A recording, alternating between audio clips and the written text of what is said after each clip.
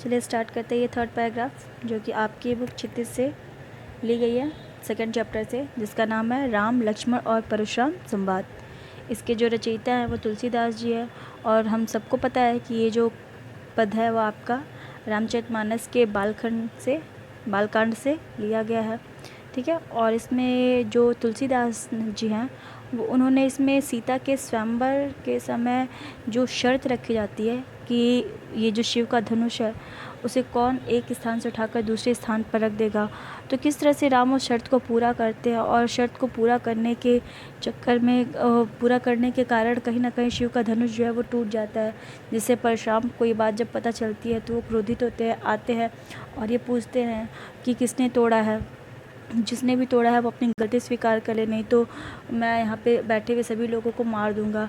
तो किस तरह से जब बार बार परशुराम अपनी वीरता का बखान करते हैं तो लक्ष्मण पलट कर उनका मजाक उड़ाते हैं, और लक्ष्मण के मजाक उड़ाने पर किस तरह से जो परशुराम जी रहते हैं वो और भी ज़्यादा क्रोधित हो जाते हैं। तो उन्हीं सारी बातों को यहाँ पर बताया गया है कि लक्ष्मण ये परशुराम बार बार अपनी वीरता बता रहे हैं और लक्ष्मण वहाँ पर उनका मजाक उड़ा रहे हैं। तो चलिए स्टार्ट करते हैं ये थर्ड पैराग्राफ।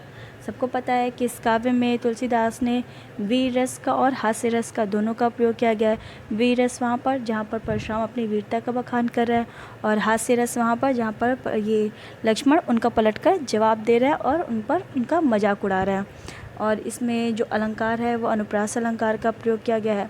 इसकी जो भाषा है वो अवधी है, क्योंकि तुलसीदास की भाषा अवधी है। ठीक है। कहीं कहीं पर इसमें तद्भव शब्द भी है जो कि हम लोग बोलचाल की भाषा में प्रयोग करते हैं, और कहीं कहीं पर इसमें तत्सम शब्द भी है जो कि संस्कृत का शब्द होता है। तो बहुत सारी इस काव्य की काव्यगत विशेषता है जो कि हम पढ़ते समय बताएंगे भी, लेकिन इस काव्य की काव्यगत विशेषता हम फर्स्ट पैराग्राफ में भी बताए थे, सेकंड पैराग्राफ में भी बताए थे, और अभी पढ़ाएंगे तो भी बताते हैं। ठीक है। तो चलिए स्टार्ट करते हैं थर्ड पैराग्राफ। बिहसी लखन बोले मृदुबानी। बिहसी मतलब होता है हंसते हुए। ठीक है। बिहसी लखन बोले मृदुबानी। बिहसी मतलब होता है हंसते हुए, तो बोलते हैं बिहसी लखन, यानी लखन क्या कहते हैं, हंसते हुए बोलते हैं। मृदुबानी, मृदु मतलब होता है कोमल, तो लक्ष्मण जो क्या होते हैं वो कोमल स्वरों में हंसते हुए बोलते हैं। अहो मुनीषु, अहो मतलब होता है संबोधन करने वाला एक शब्द है। अहो मुनीषु, मुनीषु मतलब कि मुनिवर। महाभटमानी, महाभट मतलब होता है महान योद्धा, यानी कि यहाँ पर जब परशुराम अपनी वीरता का बखान कर और अपने आप को महान योद्धा बताते हैं, तो यहाँ पर लक्ष्मण जो है वो पलटकर हंसते हुए बहुत कोमल स्वर में बोलते हैं कि अहो मुनीषु महाभट बानी, यानी हे मुनिवर हमने तो आपको बहुत ही महाभट यानी बहुत पराक्रमी योद्धा माना था। पुनि पुनि, पुनि पुनि मतलब होता है कि बार बार, आपसे बोले ना कि अनुप्रास अलंकार का प्रयोग किया गया है, तो इसमें ये पुनरुक्ति प्रकाश अलंकार है। लास्ट टाइम बताया भी गया था कि पुनरुक्ति प्रकाश अलंकार वो अलंकार होता है जिसमें जो एक शब्द होता है वो एक से अधिक बार आता है, एक ही साथ रहता है संयोजक शब्दों के साथ, या फिर एक साथ ही उसका इस्तेमाल होता है, और दोनों का जो अर्थ होता है वो एक जैसा ही होता है। तो यहाँ पर पुनि पुनि मतलब कि दोबारा दोबारा। ठीक है। तो दोनों का सेम अर्थ है, यानी यमक अलंकार नहीं है कि दोनों का अलग अलग अर्थ होगा, ये पुनरुक्ति प्रकाश अलंकार है। तो बोलते हैं पुनि पुनि मोहि दिखाओ कुठारो। दिखाओ ये सब जो देखिए वो तद्भव शब्द है। ठीक है। यानी कि वो अवधी भाषा में, लोकचाल की भाषा में उस शब्दों का प्रयोग किए हैं। तो बोलते हैं पुनि पुनि मोहि, पुनि पुनि मतलब कि बार बार, मोहि मतलब कि मुझे, दिखाओ मतलब दिखाना, और कुठारो मतलब परसा। तो लक्ष्मण बार बार ये लक्ष्मण बोलते हैं कि हे परशुराम जी या हे मुनिवर, आप मुझे क्या कर रहे हैं, बार बार अपने परसे को क्या कर रहे हैं, बार बार दिखा रहे हैं। चहत उड़ावन फूक की पहाड़ो। चहत मतलब होता है चाहना, उड़ावन मतलब होता है उड़ाना, और फूक की मतलब होता है फूक देना, और पहाड़ो यहाँ पर है, पहाड़ों का मतलब पहाड़।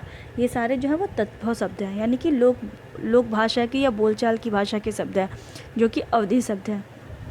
तो कह रहे हैं कि आप जो बार बार मुझे कुठारो दिखा रहे हैं, आप तो ऐसा चाह रहे हैं जैसे कि आप एक बार फूके और वो पहाड़ उड़ जाए। ठीक है। फिर वो बोलते हैं यहाँ कुंभड़ बतिया को नाही।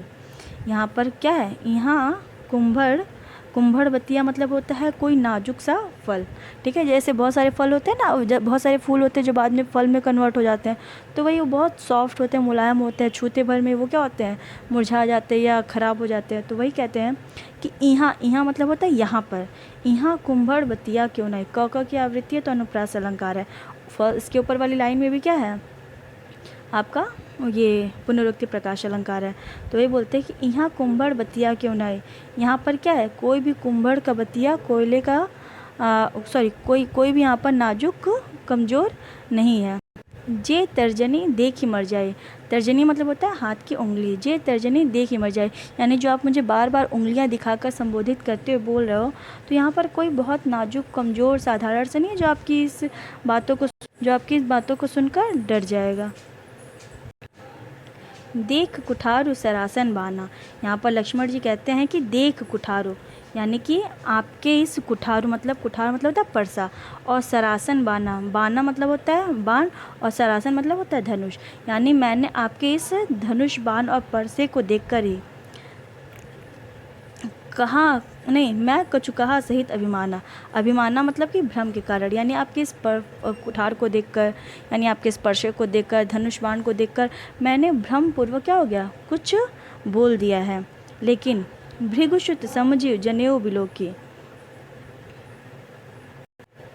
लेकिन जैसे ही मुझे पता चला कि आप क्या हैं, भृगु कुल के वंशज हैं, भृगुसुत यानी कि भृगु कुल के वंशज, शुद्ध का मतलब होता है पुत्र, यानी कि आप भृगु के पुत्र हैं, तो यानी आप भृगु कुल के वंशज हैं। जनेऊ बिलोकी, बिलोकी भी एक तद्भव वर्ड, ठीक है। बिलोकी मतलब होता है देखना, यानी जैसे ही मैंने जाना कि आप भृगु कुल के वंशज हैं और मैंने आपका ये जनेऊ जो आप धारण किया उसे देखा, जो कछु कहा सही ऋषियों की, तो आपने जो कुछ भी मुझे उल्टा सीधा बोला या मेरे बारे में कुछ भी अपशब्द इस्तेमाल किए, मैंने उसे चुपचाप क्रोध को शांत करते हुए उसे सुन लिया है। सुर महिसुर हरिजन अरुगाई, यहाँ पर वो कहते हैं, देखिए यहाँ पर भी क की आवृत्ति है, तो ये भी आपका अनुप्रास अलंकार है। यहाँ पर भी आपका क्या है, यहाँ बोलते हैं र की आवृत्ति है। सुर महिसुर हरिजन अरुगाई, यहाँ पर अब लक्ष्मण अपने बारे में बताते हैं, कहते हैं कि सुर मतलब सुर, महिसुर, हरिजन अरुगाई, यहाँ पर हमारे यानी कि देवताओं पर, महिषुर मतलब ब्राह्मण पर, हरिजन मतलब कि भगवान का भक्त, और गाय मतलब कि गाय। सुर महिषुर हरिजन और गाय, यानी कि इन सारी चीज़ों पर, ये सब बहुत ही साधारण होते हैं, बहुत ही दया के पात्र होते हैं, तो इसीलिए ब्राह्मणों पर, हरि के भक्तों पर, गाय पर, स्त्रियों पर, देवताओं पर, हमरे कुल इन पर न सुराई, सुराई मतलब कि अपनी वीरता को दिखाना, यानी कि हमारा कुल कभी भी इन पर अपनी वीरता नहीं दिखाता है।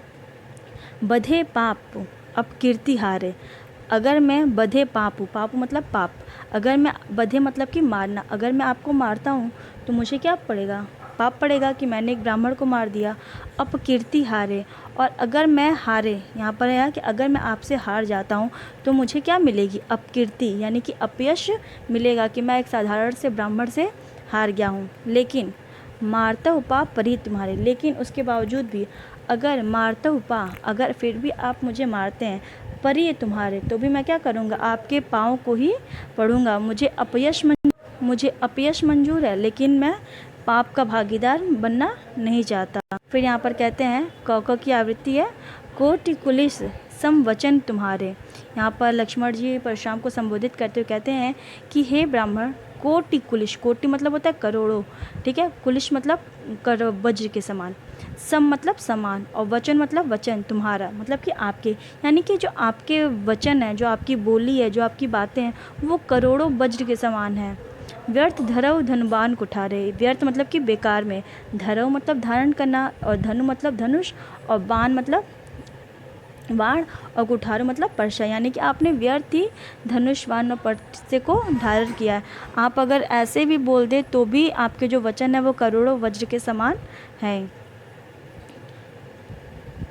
जो बिलो की अनुचित कहूँ, यानी कि आपके इस कठोर वज्र को देखकर या फरसे को देखकर, धनुष को देखकर, बाण को देखकर जो भी मैंने अनुचित कहा, क्षमो महामुनि धीर, क्षमो मतलब माफ़ करना, महामुनि मतलब कि हे महामुनि, जो परशुराम को संबोधित करते कहते हैं, धीर मतलब कि धैर्यवान, यानी कि हे धैर्यवान, महामुनि यानी कि मुनियों में सर्वश्रेष्ठ परशुराम जी, आपके इस स्पर्श को देखकर, धनुष को देखकर मैंने जो कुछ भी अनुचित कहा उसके लिए आप मुझे क्या करिए, क्षमयो मतलब कि उसके लिए आप मुझे माफ़ कर दीजिए।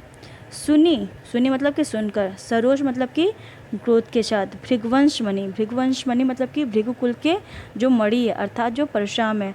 बोले मतलब कि बोलना, गिरा गंभीर मतलब कि गंभीरतापूर्वक, यानी कि लक्ष्मण की इन सारी बातों को सुनकर परशुराम क्या करते हैं, क्रोध में आते हैं और गंभीरतापूर्वक बोलते हैं। तो यहाँ पर भी आपका स की आवृत्ति अनुप्रास अलंकार है। कई सारी जगहों पर इस पूरे काव्य में अनुप्रास अलंकार का प्रयोग किया गया है। यहाँ पर लक्ष्मण उनका मजाक उड़ा रहे हैं तो हास्य रस है, और परशुराम अपनी वीरता का बखान कर रहे हैं तो यहाँ पर वीर रस का प्रयोग किया गया है। काव्य में कई सारी जगहों पर आप देखेंगे तद्भव शब्द का इस्तेमाल है, तो इसलिए इसमें तद्भव शब्द भी इस्तेमाल किया गया है। तर्जनी को देखना, और ये क्या बोलते हैं, कुठारू हो गया, तो ये सारे जो शब्द हैं, भृगुसुत हो गया, ये सारे जो हैं वो तत्सम शब्द है। तो तद्भव और तत्सम दोनों शब्दों का इसमें इस्तेमाल किया गया है।